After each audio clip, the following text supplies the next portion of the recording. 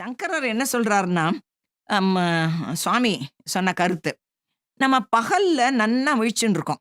விழித்துக் கொண்டு இருக்கும்பொழுது என்ன பண்றோம்? மனிதன் மனம், தேகம், புத்தி மற்றும் எல்லா உறுப்புகளோடும் சுற்றுப்புறச் சூழலில் இணைந்து மகிழ்கிறான். ரொம்ப சந்தோஷமா வாழ்றான் இவன்.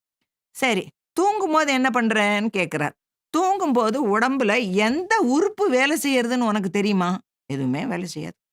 நான் ரெஸ்ட் எடுத்தேன். நான் ஓய்வெடுத்தேன். நன்றாக தூங்கி விட்டேன். களைப்பே போய்விட்டது என்றுதான் சொல்றியே நீ. நீ தூங்கும்போது கனவு வேற காணுகிறாய். அந்த கனவுல நீ எங்கேயோ போற மாதிரியெல்லாம் உனக்கு தெரியும். உனக்கு மனசுல என்னெல்லாம் இருக்கோ அது கூட உனக்கு அது எல்லாம் நிறைவேறுற மாதிரி கூட இருக்கும்.